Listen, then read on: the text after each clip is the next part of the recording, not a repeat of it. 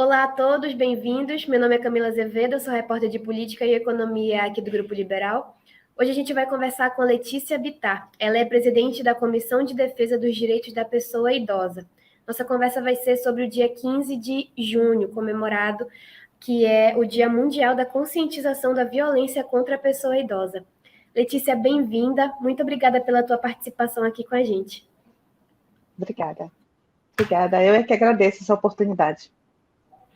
Então, a gente está comemorando, né, o Dia da Conscientização contra a Violência da Pessoa Idosa, e eu queria que tu começasse explicando para a gente quais são os tipos mais comuns e frequentes que a gente consegue ver, perceber desse tipo de violência. Bom, Camila, é importante ressaltar que de alguns anos para cá, de 2015 para cá, né, o cenário tem mudado com relação a esses tipos de violência, né, contra a pessoa idosa. A gente tem uma estimativa por meio do canal de denúncia, o Disque 100, que esses tipos de violência eles têm mudado. Era frequente há 5, 7 anos atrás, a violência mais comum era a violência física, né? Aquela que deixa marcas, que são visíveis, né, às pessoas. No entanto, esse quadro ele tem mudado, né? Hoje nós temos, né, a violência física, ela foi ficando para trás, mas nós temos a negligência, que é aquela violência por falta de cuidados adequados àquela pessoa, por omissão, né, desses cuidados, ela é bem presente, né, nessas denúncias.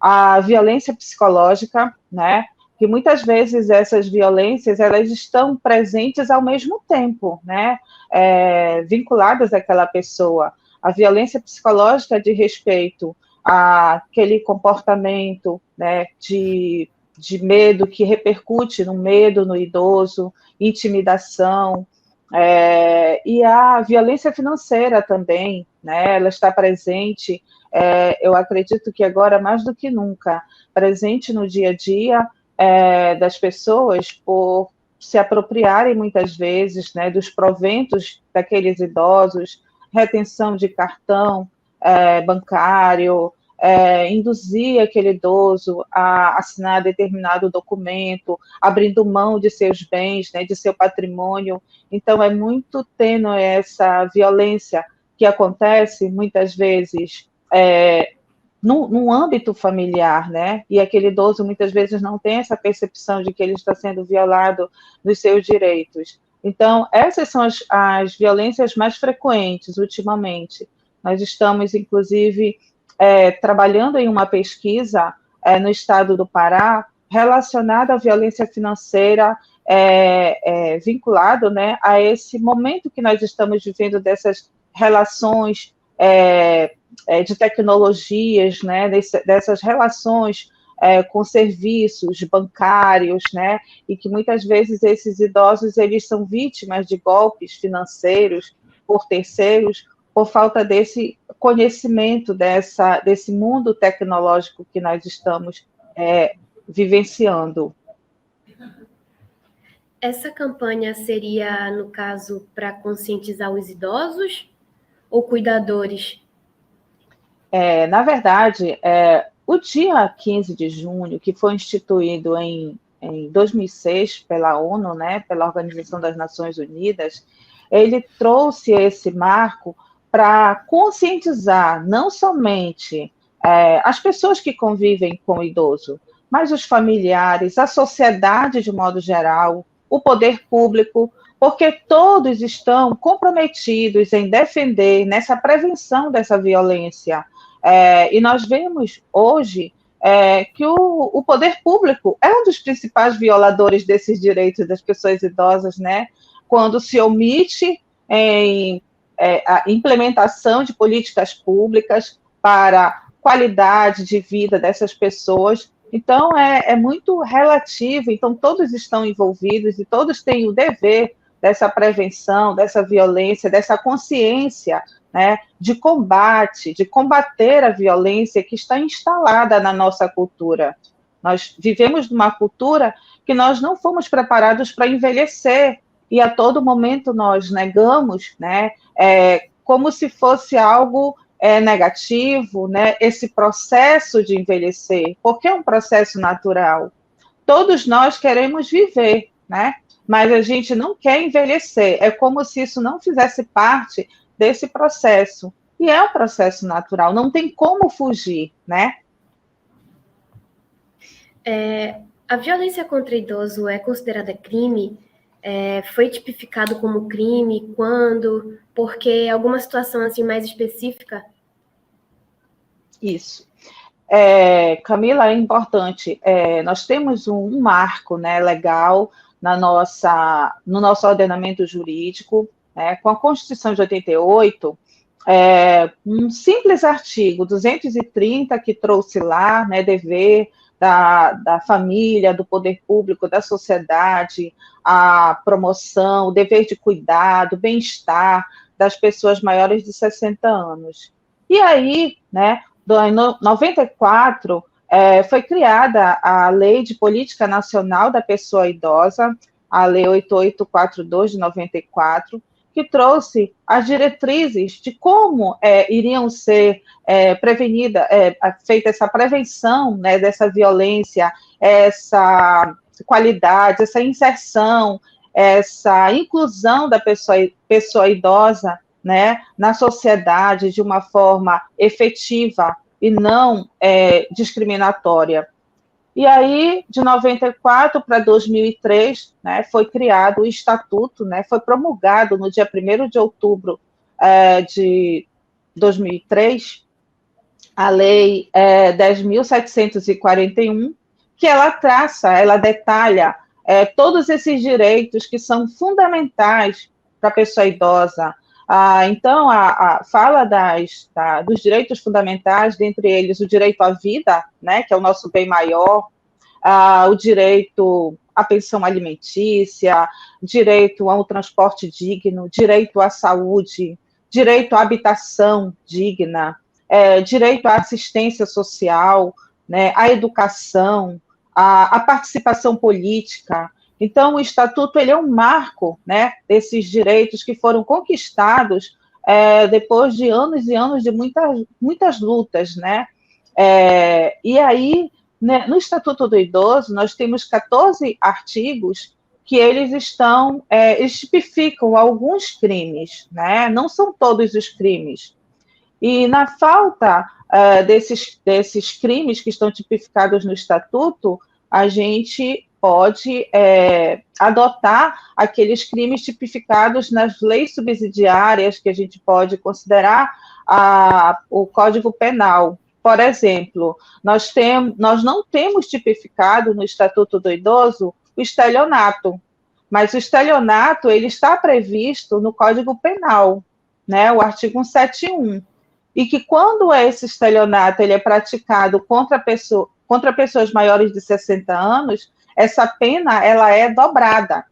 De 5 anos de reclusão, ela passa para 10 anos de reclusão, né?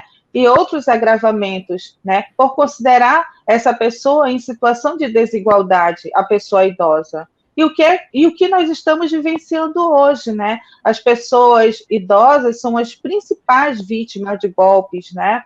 Porque elas acreditam, elas têm aquela credulidade que está inserida nela. Então, ela age de boa fé e cai nos golpes, mas não quer dizer que as demais pessoas também não sejam vítimas desses golpes. Então, com relação ao estelionato, não está previsto no Estatuto, mas nós temos o Código Penal que estabelece penas, né, agrava essas penas quando são praticadas contra pessoas maiores de 60 anos. Você estava falando ainda agora a respeito dos tipos de violência que são mais comuns, omissão psicológica, financeira. Existe dentro desse cenário um perfil de pessoa que que comete mais esse tipo de crime contra a pessoa? Existe, por exemplo, um ambiente que isso ocorra mais? Seria dentro de casa? É muito relativo, porque o que nós temos de dados hoje é que com a pandemia, né, 2020, 2021, as pessoas ficaram muito focadas, né, com os aparelhos celulares, né, com notebook, e ficaram, né, ligadas, né, nas redes sociais. E a gente percebe que esse ambiente, que a gente trata de meio ambiente virtual, né, ele é o ambiente propício para esses tipos de golpes. Então, esse espaço que a gente fala é esse espaço virtual, que muitas vezes o idoso ele recebe uma mensagem, né? Vamos supor, de transferir um valor, o golpe do WhatsApp, porque nós temos vários golpes, né? Inclusive definidos e em cartilhas, inclusive, que são os mais comuns. Por exemplo, o golpe do WhatsApp, a pessoa rouba aquela imagem, aquela foto do perfil, coloca a foto do perfil de uma pessoa conhecida do idoso, no intuito de, né, captar, né, os recursos daquele idoso, como se fosse um familiar pedindo dinheiro e aquele idoso vai e transfere. São os mais comuns que a gente recebe esses relatos na comissão, porque a comissão ela faz o atendimento, que é um atendimento voluntário, uma vez por semana, e nós recebemos essas demandas que são espontâneas, que são levadas pelos próprios idosos, que são vítimas de golpes, por meio desses WhatsApp, rede social. Agora, nós temos também uma outra demanda que também diz respeito a essa violência financeira, que já tem uma ligação mais institucional. Idosos que têm nos seus proventos descontos indevidos, que muitas vezes eles só tomam conhecimento quando eles vão receber, né, a sua aposentadoria e percebem que receberam a menor. E aí eles não sabem como foi feito aquele desconto indevido. Então, vejam que, assim, é uma rede de estelionatários, né, que a nossa polícia, ela tem enfrentado, né, diuturnamente, essas quadrilhas, né, que se especializam cada vez mais nesse tipo de golpe. E tem acesso, né, então não seria só uma pessoa, mas existe todo uma quadrilha que estuda, né, aquele idoso, qual a rotina dele, né, qual é o dia a dia dele, para ele poder, né, muitas vezes, num telefonema, olha, é do banco, você precisa trocar o cartão, o seu cartão ele foi clonado, você precisa, vai o motoboy, tem um golpe do motoboy, o motoboy vai aí, vai pegar o cartão para trocar, para fazer perícia. Então, esses golpes foram muito comuns, né? E ainda acontecem, muitas vezes, né? Aquelas pessoas que não têm tanto esclarecimento, continuam acontecendo. E o nosso papel, enquanto representante da sociedade civil, né? O nosso papel institucional é defender a sociedade, defender a dignidade, né, da pessoa humana, trabalhar com esse público, esclarecendo, né, quais são as formas de prevenção, o cuidado que devem ter para não caírem nesses golpes, que muitas vezes trazem sofrimentos assim irreversíveis. Dentro disso, Letícia, qual que são os principais desafios que vocês encontram para combater a violência contra o idoso?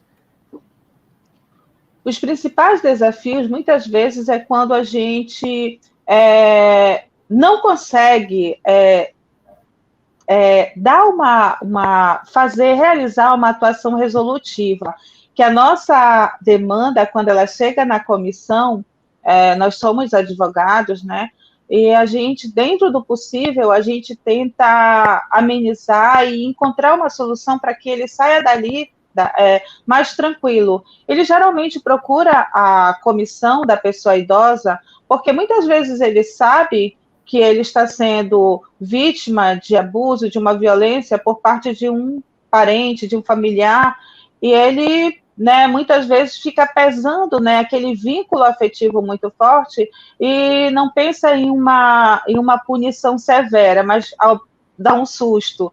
Então, eles procuram a comissão. Então, a gente tenta, na maioria das vezes, né, tentar um contato, quando ele sabe quem é aquela pessoa que cometeu aquela violência, tentar um contato, fazer uma mediação, chamar, conversar. Muitas vezes a gente consegue. Agora, quando se trata assim de um golpe, né, que é um universo muito maior, a gente tem que encaminhar para a delegacia de estelionato, né, para poder fazer um BO, instaurar um procedimento, né, policial, para que eles sejam, né, eles tenham aquela resposta. O que é que aconteceu? Por que eles foram vítimas? Foram vítimas de que quadrilha, né? Então, a polícia, ela faz esse papel, ela faz essa investigação. E a nossa comissão, ela tenta fazer essa articulação, né, para que realmente seja efetivado o que está previsto lá na Política Nacional da Pessoa Idosa, trabalhar com as instituições de forma articulada, de forma com que essa rede de proteção ela aconteça realmente, e que esse idoso ele não passe por revitimização e fique andando de um lugar para o outro procurando respostas para aquilo que ele está sofrendo, para aquele direito seu que foi violado. Entendi. Para a gente finalizar, eu queria que você falasse um pouquinho qual que é o serviço que a comissão está oferecendo hoje em dia, como é que as pessoas podem ter acesso, que horário, quais os dias, para que a gente possa fazer com que mais pessoas, mais idosos que estejam passando por essa situação tenham esse contato, né, mais jurídico. Exatamente. É importante que esses idosos eles tenham conhecimento. Atualmente, a nossa comissão ela está realizando atendimento às segundas-feiras, sempre de 9 às 12 horas, né? Mas geralmente esse horário nunca é observado porque a comissão ela ganhou uma dimensão tão grande, né, referente a essa atividade que a gente realiza, que nós recebemos idosos de todos os cantos do estado do Pará. São 144 municípios. Nós recebemos idosos que vêm de Capitão Poço, que vêm de Marabá, que vêm do Marajó, sabe? E é impressionante. Então, quer dizer, a nossa voz está chegando lá. E esses idosos estão conseguindo ter a percepção de que estão sendo vítimas de violência. Então, esse trabalho que a gente realiza atualmente são todas as segundas-feiras, semanalmente, né? Nesse horário, sempre de 9 às 12. E o nosso trabalho, que fique claro, o nosso trabalho não é de assistência jurídica, porque a gente não pode acompanhar o idoso em uma audiência, né, pegar aquela causa, não. A gente orienta, a gente esclarece, a gente toma as medidas necessárias, se aquele idoso, inclusive, está sendo vítima, né, dentro da nossa instituição, por um colega advogado, então a gente encaminha dentro da nossa instituição para os departamentos responsáveis para apurarem, para resolverem, para chamarem aquele advogado e conversarem com aquele idoso que foi vítima, né, de algum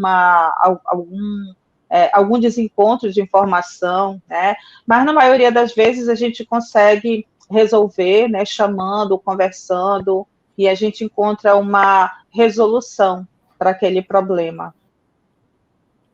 É na sede da OAB? Na sede da OAB Pará, na Travessa Padre Prudêncio, número 93. Ali na frente da Igreja da Trindade, né? Isso, no Largo da Trindade.